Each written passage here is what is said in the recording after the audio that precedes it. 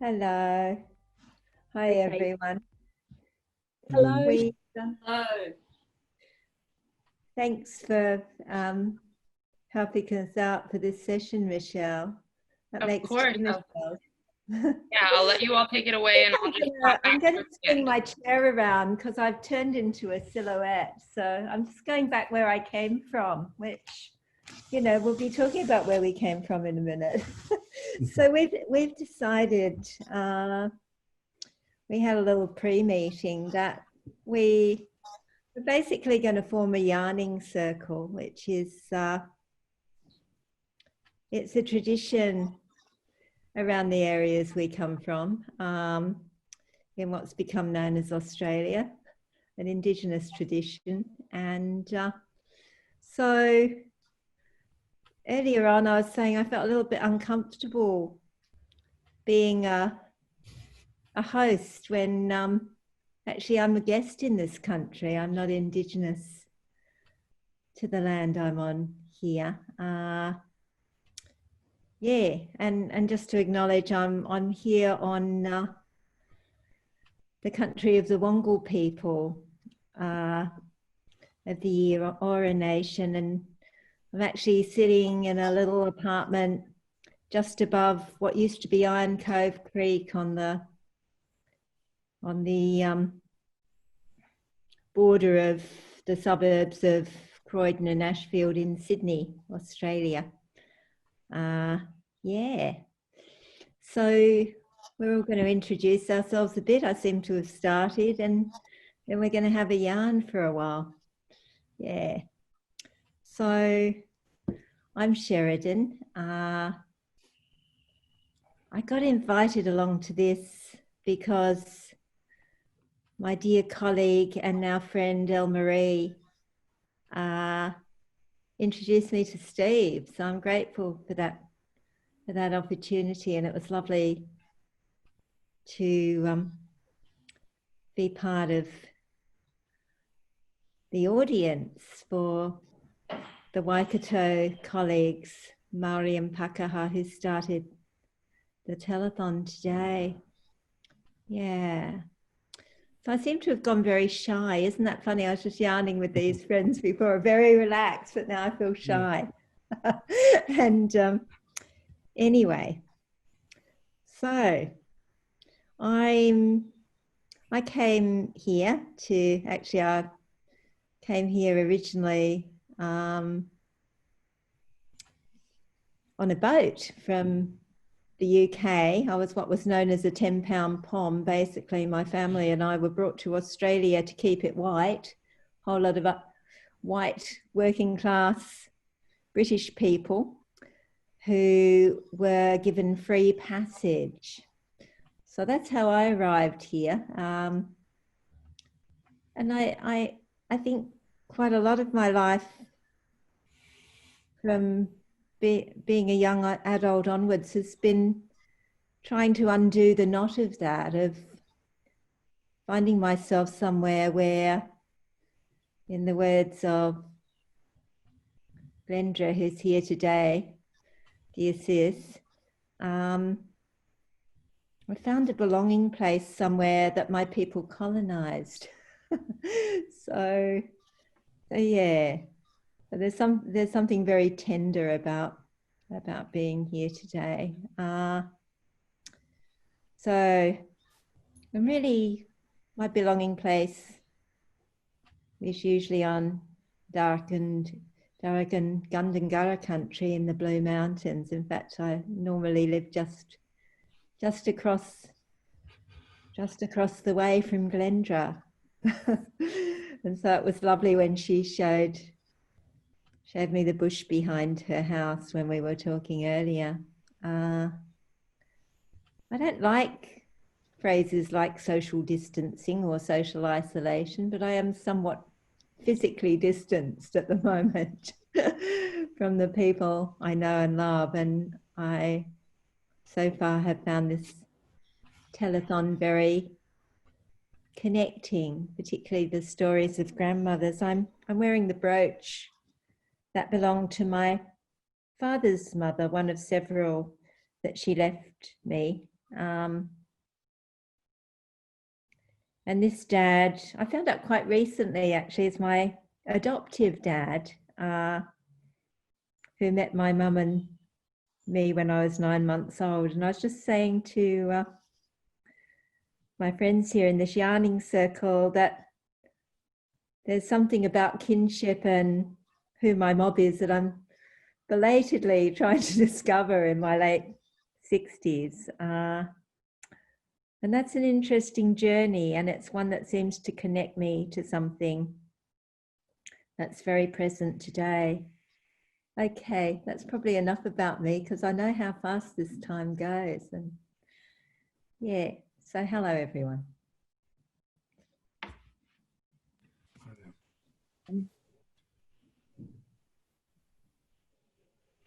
So if I'll start by saying what am I, which means hello and or good morning. From a Dharric language group, it actually translates to I see you, and seeing someone else is acknowledging their presence. I'm deeply connected to the Dharric country, the saltwater people, but live in Newcastle area, which is Worimi country. I am surrounded by an environment of bushlands and salt water.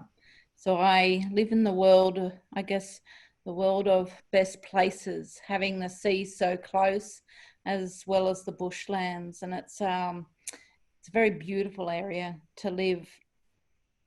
My name's Liz Cameron and I work as a professor at Deakin University. My interests are Indigenous knowledges and the connection with the body to the mind to the landscape, which is really important in connecting and knowing who you are. And so that's where my work has led me. I'm also interested in using visual narratives instead of written or oral. So I like to talk through artwork. So Glenda, do you want to say hello? Yalamandu Marang, Galindara. I too would also like to acknowledge the traditional owners on whose land we meet today and say thank you for allowing us to be here and acknowledge the struggles that they went through for us to have the lives we have today. Also, I'd like to say kia ora to our neighbours, our Maori neighbours across the ditch, and that, you know, they hold Aboriginal people as, you know, really important people. And when I went there to speak at a conference, I said once, you know, I feel really special in New Zealand, but in our own country, sometimes we're an invisible person. So I guess for the last, for all my working life, I've worked towards justice, lots of justice for the stolen generations, and also for our kids that are still being removed today. You know, because it's we could learn a lot from other countries on how to do better practices with how we keep our families together. And, you know, for every family that's torn apart, there's a whole lot of trauma that's related with that. Not only trauma for the family and for the young ones, but also trauma for the community. Because what that takes away from us is trust of people in authority. Trust, you know, we don't trust people, the police or social workers or people, lawyers, and we've got to build that trust back up. So justice for all is what I say. Thank you, Liz. I suppose I can speak. Oh, great, sir. Tarquin. And I just want to acknowledge I'm in West Footscray, which is a suburb of the west of Melbourne. I'm on Wurundjeri Wurrung Boonwurrung people's land. They are part of the Kulin Nation, I was born in Tasmania and spent a large amount of my time there before moving to Western Australia. I was under the shadow of Kunyani, the Mount Wellington, in Hobart for a long time, but I was born on the ocean at a place called Ulverston. That was, a very important space and place. I spent a lot of this time thinking about country, and I want to wonder about how we're caring for country. I work as a professor in research at the National Indigenous Knowledges Educational Research at Deakin Institute. That institute brings educational and research opportunities for Aboriginal and Torres Strait Islander people. I've really appreciated seeing and hearing language from the other participants today, and look forward to our yarning circle with you, which is what we're doing. Thank you. Thank you. So I guess that leaves me and Grandma here. Oh. First, I'd like to acknowledge that I'm on Larrakia country. My very good colleague and co-designer for the new creative therapies course we're doing, unfortunately couldn't be here today. He's an excellent yarner and he's unwell. So I want to acknowledge the elders past and present and future on this land that I'm on, which is in Darwin. It's a very, very special space up here. For those of you that have never been up to the top end, it's probably one of the most amazing places I've ever lived in and had the privilege to work in. For myself, I'm actually a bit like Sheridan in terms of being a 20-pound pom. I came after you. But my father was actually a refugee in Burma during World War II and had to go over to India and then went to England and met my mum. And but my special place up here is a little island called Milingimbi, where Tony and I have done a lot of work together. And I work at Charles Darwin University, and I think that's about it for me. And this is Grandma. Normally Tony is the voice of Grandma, but I'm sure he's with us in spirit. So Fabulous. Fabulous.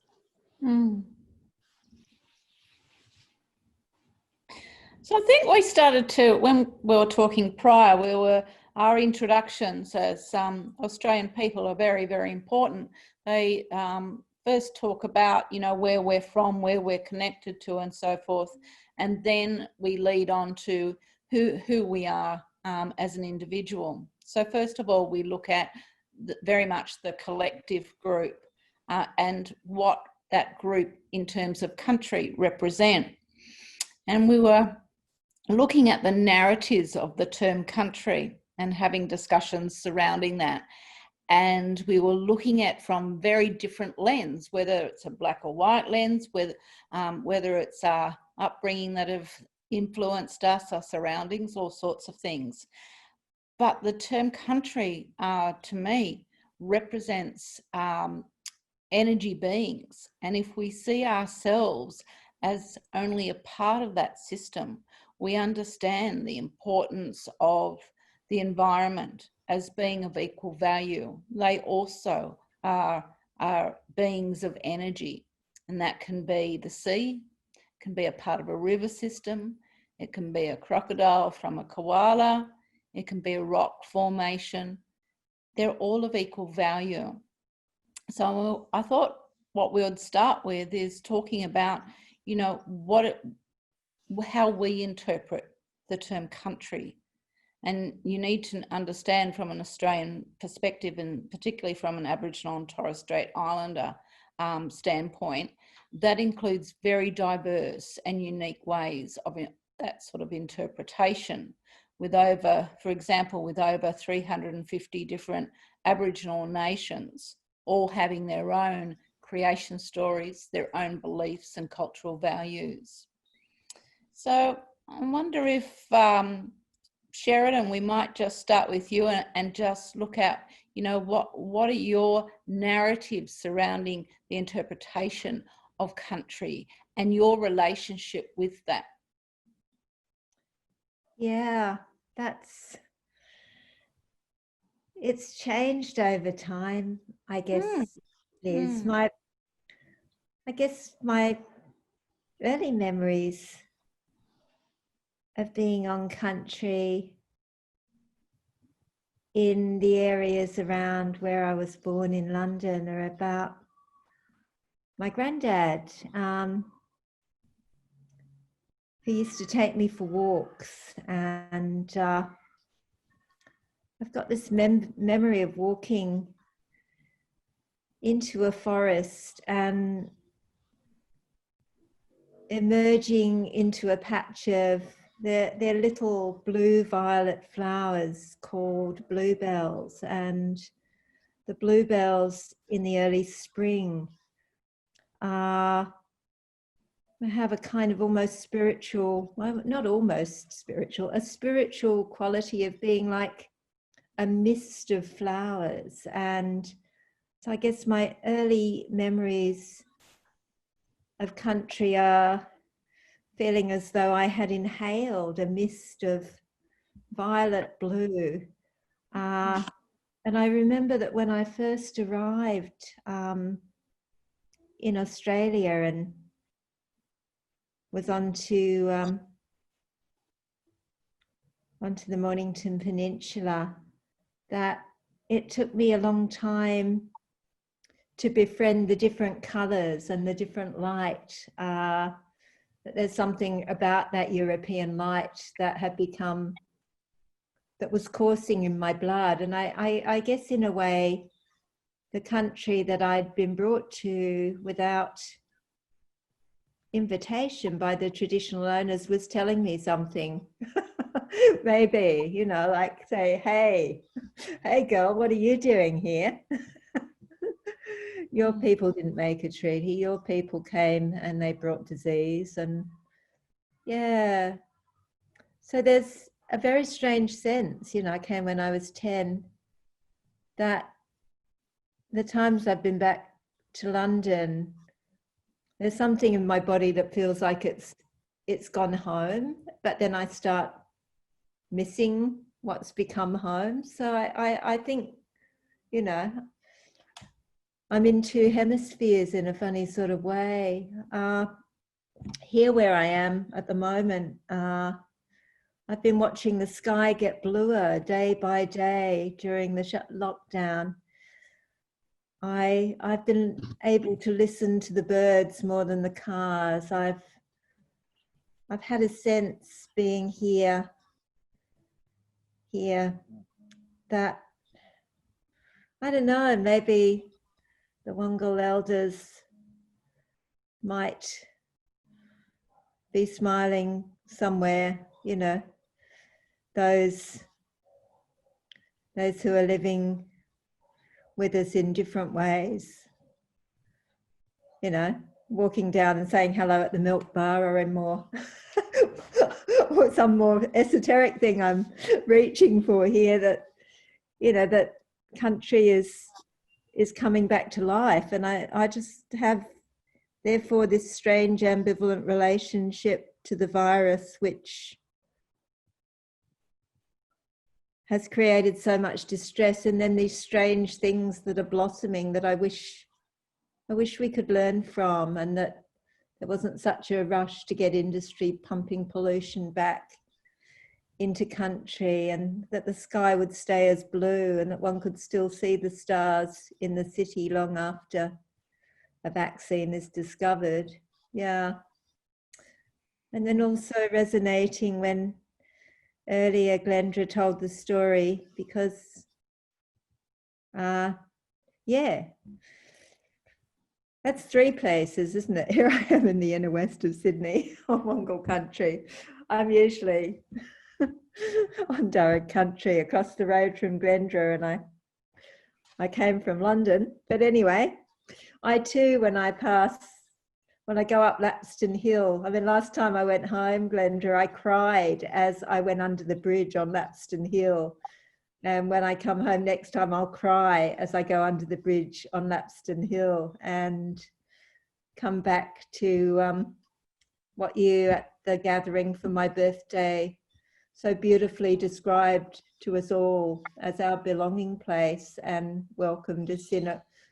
And your generosity about extending that welcome, given all the harm that's been done, you know. So country for me, it's also the spinach I'm growing on the veranda. I've been taking photographs of it. I can barely bear to eat it. There's a funny little inner west balcony, and I've got tatsoi, I've got bok choy, I've got spinach. It's a great pleasure. That's a bit of a ramble, but anyway, maybe the English ramble. And now we yarn, you know, there's some narrative traditions that are kindred, I reckon. I think yarning circles are a ramp, you know, are a place to be yourself and to say whatever you want to say. I mean, I've got a little job for people, you know, give them a little bit of homework. If anybody has been to any place in Australia, they've got a task to find out what the language group of the Aboriginal language group of that area is called, and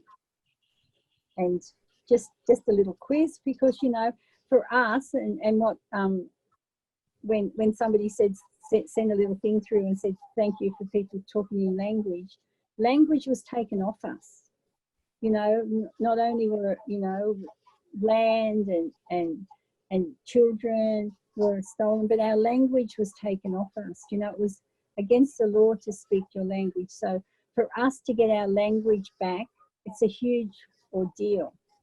And, you know, in New Zealand, when most people, nearly everybody speaks Maori, I just think what a blessing to be able to speak your language and to be honoured. You know, so yeah, so that's just a little bit of homework for everyone, so they don't forget us when we're gone. They'll go, yeah, I've been to, like, maybe where Liz is, or maybe Melbourne, or maybe Darwin, and they can just Google the little map of Australia with all the hundreds of Aboriginal language groups, and see which place they're on and which is the language, and what's important to the people of that land. Like, we've heard people talk fish and the sky and stars. So say you're where you are, Tarjan, if they've been to your place near you, they need to find out what's important and what the language group is there. And I don't know if I'm going to give the scorecard, but I'd like a few gold stars amongst them. Yeah. I hope, Glendra. It's funny because I was doing that nervous Googling just the other day, because, well, usually I feel confident saying Warami, as Liz did. And then I was Googling what was the traditional language of the Wongal people of the Eora Nation, and it seems to have been a direct dialect. So I hope I can still say Warami. But then, you know, if I was a little bit east of here, I might be saying something else, because the Gadigal language can be a little bit different. So, but I think I can still say Warami, but I did get a bit paralysed.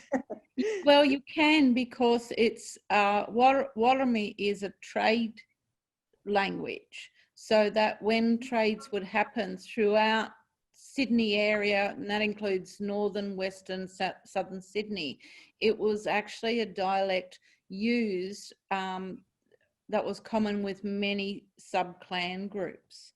Yeah, and it doesn't mean hello and welcome. It means actually I see you. And I think there's an interesting confusion here in when people do welcome to countries, and is that a European concept, or is it an Indigenous concept? Because ask the question to yourself, would you welcome everyone into your country or your house or your lounge room? And you know, what is the narratives behind that? So when we look at the word hello, or you know, good evening, those sort of words, the language of Warami means I see you, rather than, you know, I welcome you, and, you know, come into my house and come onto my lands, that sort of thing. Interesting conversation. What do you think, Tarquin? Yeah,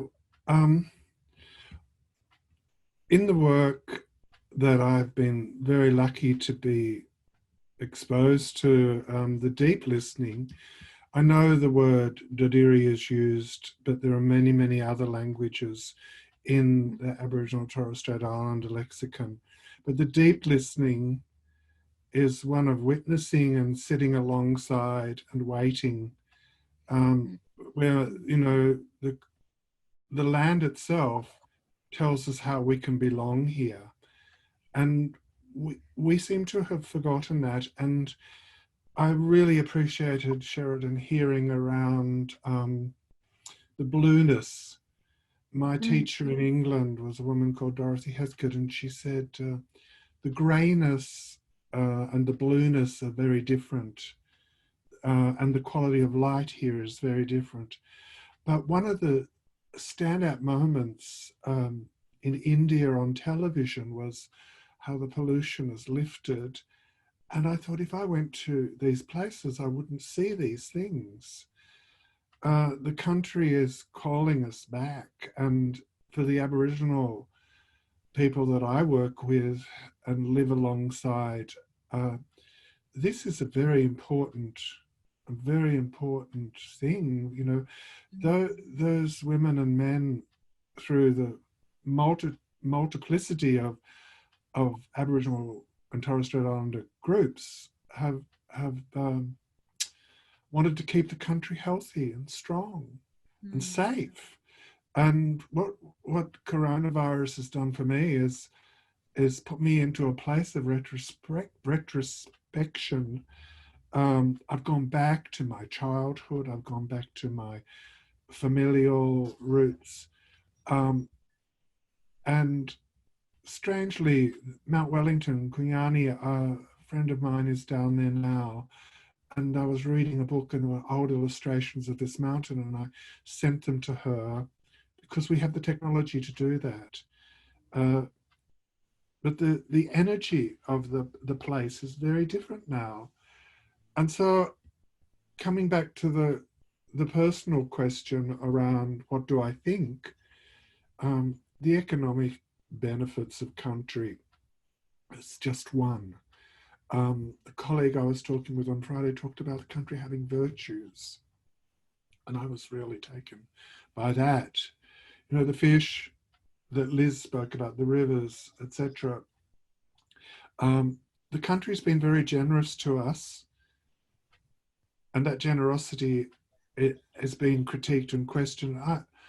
I too wonder about how we can return to the massive destruction that has occurred here in Australia. And I know it's been economically an asset, but the women and men that I know that are on country, whether they're ecologists or anthropologists or Aboriginal Torres Strait Islander people, they feel the cry of the country. They really feel the cry of the country. And one of my first encounters with that was in Tasmania, where there are, I think, 7 language groups on that small island, 7 nations. When 2 Aboriginal women got off a plane that I was on and just howled. And of course, it was because of the atrocities, the massacres. And these now are becoming well documented. But the country is crying out, and COVID, for me, puts me in my space. I love connecting and reconnecting. It's a very wet and grey day here in Melbourne, but I could go and walk on a beach and feel the sand and the wetness. It's cold, it's a winter, but that feeling of country. So the caring for country, the deep caring for country, the cherishing of our country. Somewhere a teacher, Felicity Haynes in Perth, said to me we had to cherish the doubt. And I think Corona has just brought more doubt about whether we've done this right. There's too much destruction. And the enormity of the destruction through this wave of conversations today, I've just delighted in reconnecting with people that I know, seeing your faces, you know who you are, but also those people that are in their singularity are also in this wave. So the country will heal itself, I don't doubt that, but at what cost? It's amazing though how quickly the animals particularly have come back, and the climate has changed and the pollution has gone, whether that's happened in other countries around the world globally. But how it indicates us how keen country is to rectify itself and become healthy, and how keen it is to restore and create balance from what we have done as humans to create this mess. It's a very good learning curve. What do you think, Michelle? Well, it's been really interesting listening to everybody's stories, and there's certainly, like, you know, Sheridan's story around the light in England. For me, I've never had that connection because I came when I was very little. And so for me, when I went back to England, it was like, what happened to the light? Who turned it off? Because I grew up in Sydney, and it, you know, the big, beautiful blueness of the sky sticks in my memory as a kind of connection. And I think, like, similar to Sheridan, my concept of country has really shifted, particularly since coming up here, where country is healing, and country has to be part of healing, otherwise there is no healing. So I guess what I'm saying is,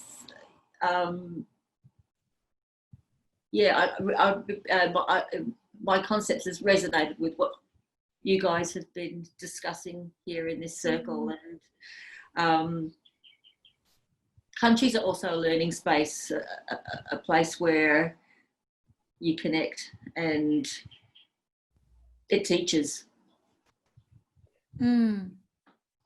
Glendra, what are your thoughts on, you know, the Aboriginal concept of healthy country, healthy people, whereas the Western philosophies are more like, you know, healthy people make a healthy country. What are your interpretations as an Aboriginal woman about that? Well, I think, you know, like I said in our pre-talk, I think, you know, Mother Earth has been really angry because we've been and really disrespectful, and you know, that anger has been shown in our country with an awful drought, which left, like I said, trees that had, you know, kofa trees that have like water trees. So, you know, people used to be able to break a stick off and get water if there was no water. Well, they were dying like everywhere in the Blue Mountains, which is considered like, you know, a really lush place. And to see, you know, the local trees dying from lack of water, and then that horrendous bushfire come through, I just think there's been no love of country. It's been about, you know, a new road, an extra lane of traffic, you know, another mine, you know, plough the fields and cut every tree down. And we're paying the price for that. We're paying the price for that. But for us as people, you know, I think the pain is deeper, because, you know, I feel such sadness when I see the trees that have died. And, you know, you just across the hill there, you know, those trees were so, with such a firestorm, that they're still sticks. They haven't got any green coming back. You know, we're talking about the mountains with no trees, just little black sticks sticking up. And that's, you know, months ago. You'd think they would be starting to shoot, because sometimes when there has been a fire gone past in the past before, you can see the regeneration quickly, but there's no quickly this time. So I'm worried about, you know, because we've lost lots of animals, you know. We would, you know, 6 weeks of a firestorm that had no breathing time. And where did all the animals go? How are they going to come back? You know, and so yeah, there's pain, as everyone would have felt, I'm sure. But I think, you know, for myself, I also, and you too, Liz, would take on the pain of our ancestors. So we have another layer of pain for the pain that they've gone through. So I think, you know, your picture in the background, I thought, oh my God, that just is like us, you know, this layer that, you know, and how do we peel away that layer to get to a place where land and country and people are respected? So this painting is one I did a few years back, but it's called Ulna, which is your gut feeling and your gut connection to country, others, you know, and the energies. So from down south, it comes from, it's in an anti-clockwise position because it correlates with the wave cycles and energies. But up where Michelle is in Darwin, they do it in a clockwise position because it correlates with the you know, the energies from up there because it's closer to the equator, etc. It's a whole scientific background into it, but it's about your gut feeling and you know, keeping that energy of being, you know, positively caring and connecting with country. Well, it's magnificent, and I couldn't take my eyes off this. And and you know, really, it is actually how I feel about it. We need to get these layers to start healing and you know, and healing our people, because you know, we've still got a bit of healing to do, a lot of healing. So thank you for parking your little bottom just there. See, it's a quiet place in this house. It is about, because we, you know, like sometimes I see things that, you know, and you've just got to follow your gut. Yeah. Oh, yeah. Yeah. We all experience those gut feelings, and every other culture globally actually has a word for it. The Chinese people have a word for it. Malaysian people have a word for it. And many Aboriginal nations call it all, you know, their different dialects.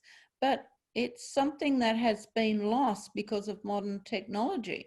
You know, your gut feelings are your inner thoughts. They're your subconscious alert system. And we don't listen to it enough. We think it's, you know, illogical thoughts, but they direct your life, and it can be very powerful to be really deeply connected for directions in life and things like that. So Yeah, Liz, sorry, Glenda. I might be wrong, but when I was in New Zealand, one of the Maori people there said to me, Matikita, the one who sees. So I think they have a word too, but if it's the wrong word, I'm so sorry. I was also thinking, Liz, as you were speaking, what we take in from country sits in our gut, and Western medicine is now looking at the relationship with gut health and thinking and the mind and the brain, sort of a gut brain or a gut mind, and the toxicity of what we take in from country sometimes. That really isn't what country's given us. It's what people have, they've bastardized and created by morphing natural stuff into something else in the name of expediency. And in an earlier presentation, you know, lockdown created circumstances for one of the speakers where she was enabled to create food for herself in a way. And I thought, oh my God, that's wonderful, you know. And a lot of narratives have been about cooking and the generosity of food, but yeah, the country, and especially in the traditional Aboriginal ways that I'm learning a little bit more about the food that's there, and it's coming back. Yeah, and it's looking at nutritious food. So if your gut, or in Western societies they call it the enteric brain, if that's your main brain, if you consider that more than your head space, which the gut has 95% of serotonin, your happy feeling natural drugs, wouldn't it make sense to eat foods that are organic, that are healthy, that are less processed and so forth? And so maybe this period of time, people are starting to think, you know, how can I be healthy and provide healthiness for my families as well?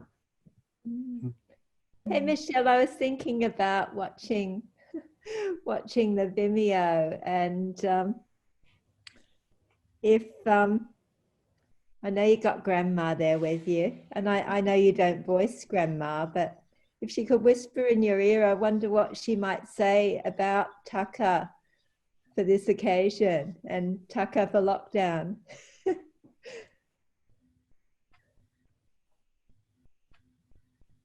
She says it has become more important, and that's a very good thing.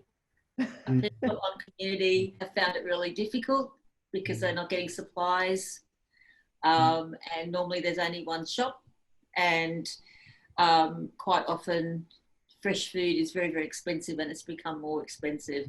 So lockdown for lots of remote people, whilst it's been a blessing in terms of keeping physically safe from the virus, it's caused a lot of issues, and food's been one of them.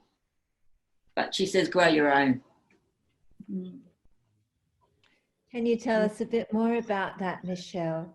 Because we've been talking about the lockdown and the way it's allowed aspects of country to regenerate and thrive, but there's this other side of it too. And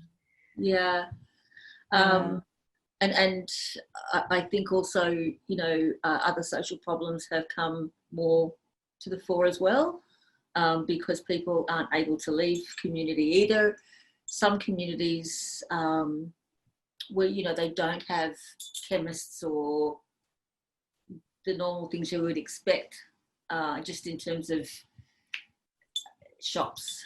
There's only one shop, and there's been issues where, you know, like when that whole toilet tissue thing was going on, well, they didn't get any at all, because by the time, you know, the trucks went out, there wasn't any left. So I think it's had a particular effect, and we won't know the extent of that until people start coming back.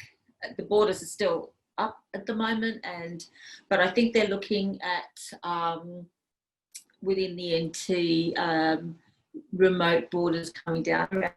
So we'll see what happens with that, and yeah, what comes out of that. But it's had particular issues for our really remote communities.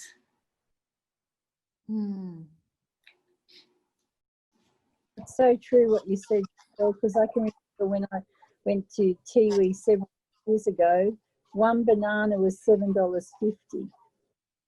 And that's in a good time. Imagine now when everything's so expensive. and it wasn't even a nice banana, I need to say. And I thought, this is sad because, you know, that's why people were eating packets of crisps and stuff, because they're cheap and they're filling. Whereas everyone would want to give their children fresh, organic, like Liz said, fresh, organic, the best quality. Well, not that at all. It's dreadful. But, you know, I did say that. I wondered how communities were keeping themselves safe, you know, with hand sanitizer and stuff like that. And a lot of services haven't been able to go there either. So it's so they haven't really been able to access sort of anything but, you know, really urgent services either. So yeah. And health isn't going to work in remote communities, because for our mob, it's not just you've got a fussy finger or something. You've got about 5 things by the time the nurse gets there that you want to talk about. And you can't do that on a 10-minute telehealth call, really, can you? No. It's another layer of disadvantage. Yeah.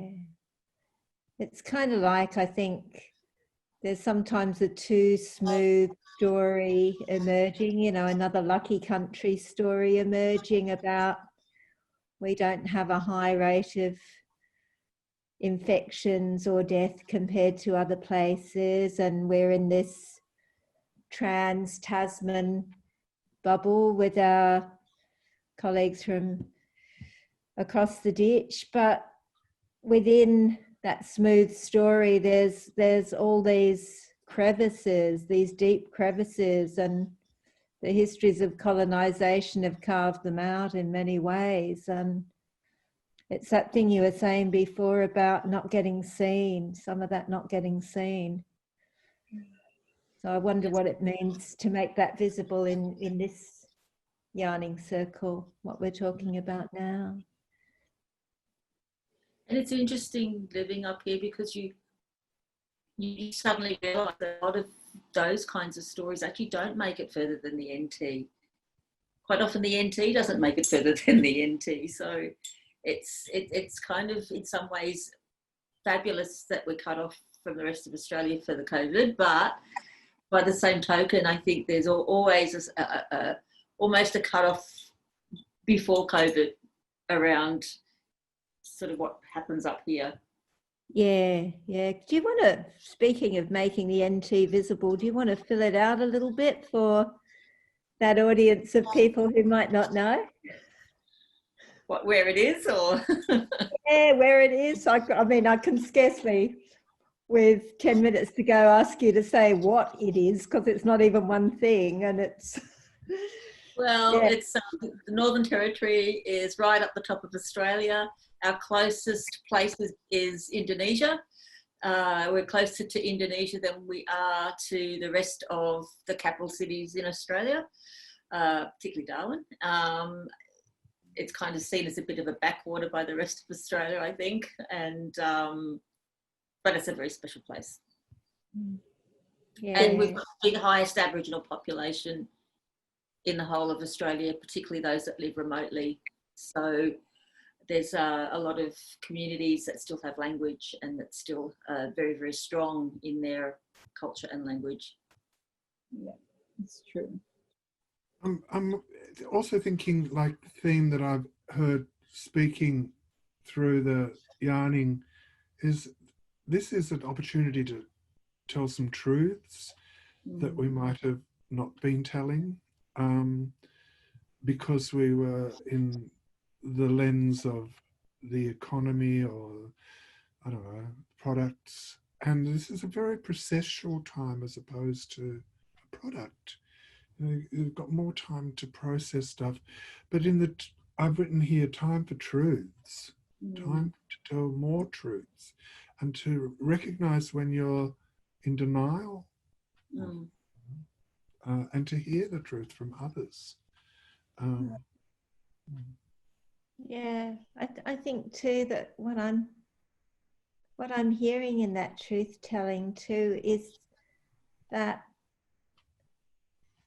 in our conversations, there's a symmetry between the personal and something much vaster. That if each of us is an energy being, a tiny part of country, then the idea that here we would tell personal stories has been continued and interrupted, because we're trying to tell, I mean, there are many other ways that country speaks, and as human energy beings, we're in a yarning circle, and we've been weaving in and out of all the other ways that country might speak and might speak the truth, and that it's not always a benign truth, and it's about many powerful truths. And I was just contemplating where we've gone in making the decision to yarn in this way, and we've gone, you know, we've gone to the sky and the sun and the rivers, and we've gone into the heart of urban places, we've gone into remote communities. A marionette whispers the truth into Michelle's ear. Tony and countless others are with us, even though they're not sitting necessarily in front of Zoom and speaking now. And you know, the artwork, do it the other way around, behind Liz, and the way it drew Glenda in, and that too is a circle, and we're part of that much bigger circle.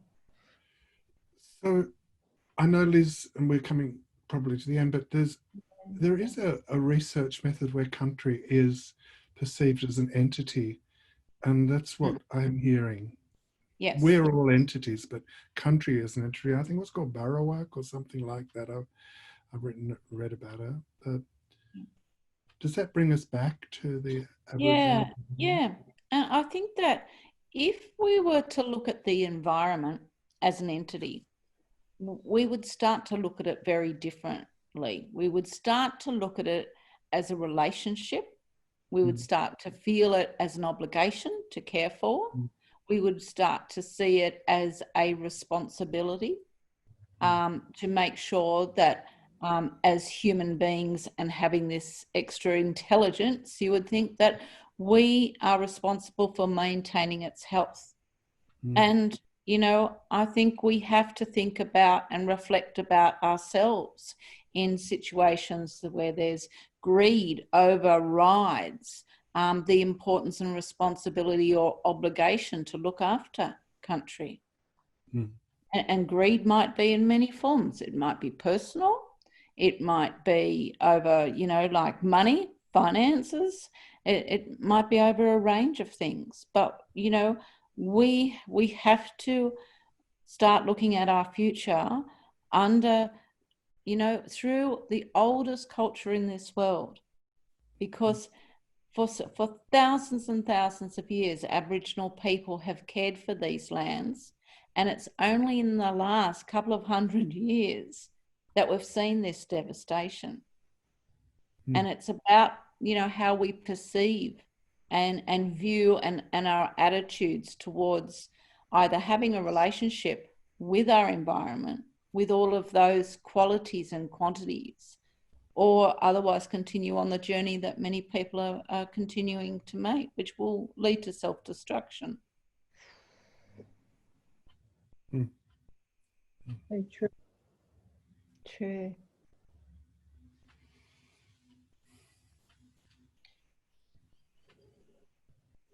Hey, Glenda. Hi, darling.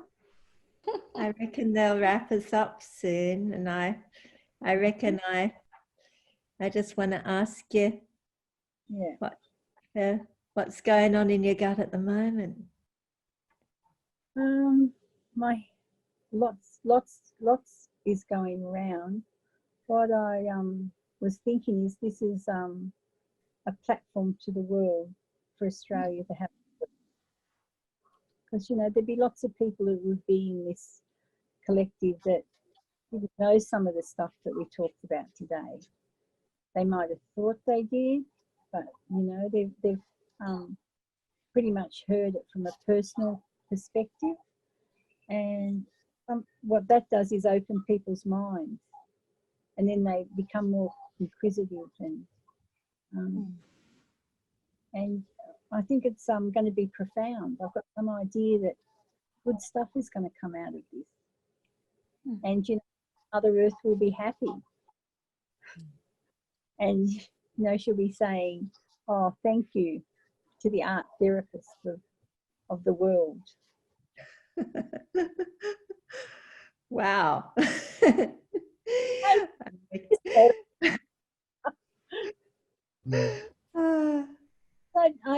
You know how much respect I have for art therapy and narrative therapy, and you know, as Aboriginal people, we've been doing this from the beginning. We were the true narrative therapists, and we've done it without even knowing we've been doing it. So, you know, for everyone else who has taken a piece of Aboriginal culture with them and learned art therapy, travel well and do good work. Just popping on to remind you of about 5 minutes if there's anything you want to wrap up with, but I think we have learned so much. Thank you all. It's been amazing.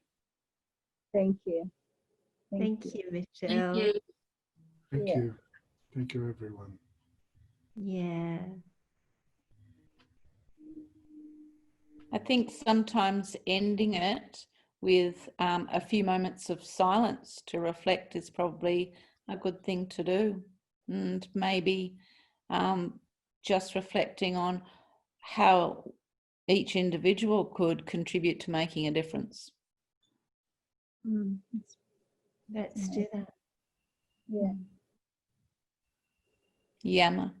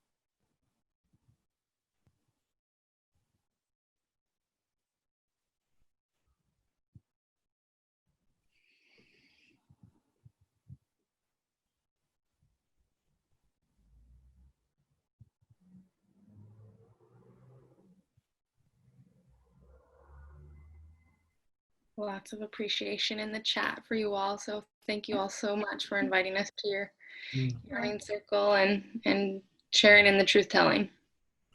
Thank you. Thank you. Thank you. Thank you.